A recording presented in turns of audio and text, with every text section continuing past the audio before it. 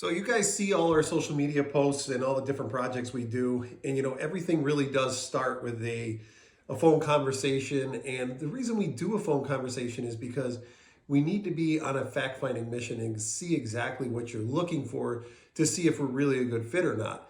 So I know sometimes it's cumbersome to add some pictures and give us all your info, but it actually helps us to get a better feel for what kind of a project you're looking for and how we can help you, basically. And yesterday I had finished up a design that I'm just going to show you real quick. And you can kind of see what I mean about gathering all the right information to accomplish the right design for somebody. So basically what I have here is what started out to be a pondless waterfall. And it's actually going to be a renovation project because they had a contractor build them something that they weren't quite happy with. They've been seeing our stuff on social media and they were like, they're about 2 hours away. So they contacted us to see what we could come up with and see if we could help solve their problems. So basically the way we would look at something like that, we're not going to salvage anything. The whole project's going to be stripped out because we really need to make it our own. And when we started out this pondless waterfall, they currently have 3 streams, and we wanted to simplify it a little bit because it looks more natural that way. They have a lot of current plantings that were just planted in the last year, so we know we can transplant them.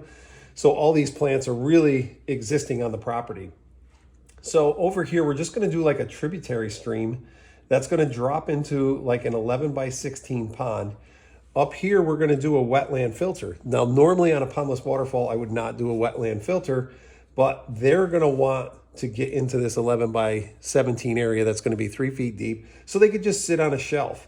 And then we're going to spill over into an infinity edge because the grade's going to allow us to, and then this is our whole pondless reservoir.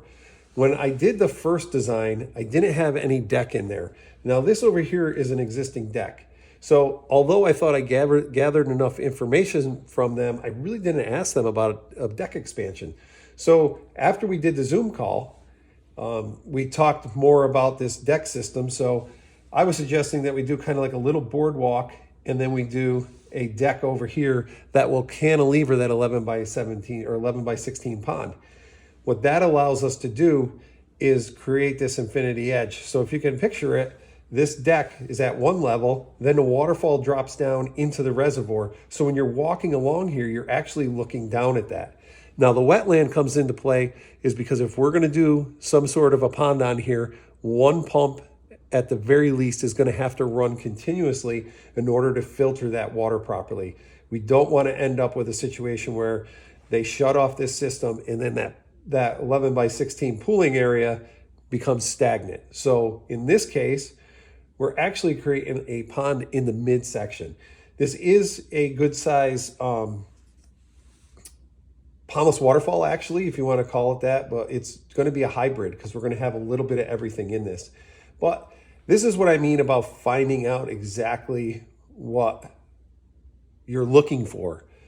Although I had this design like this, I actually had a bigger pooling area on the top, and this would come down and no deck, but maybe a patio over in here coming off their existing deck. So basically what we did is shift everything to the south and then just created more of an area for a deck. And quite honestly, I like that better than the first design I did. But this gives you a little indication on why we really need all your information. And the more we can get, the better we can help you.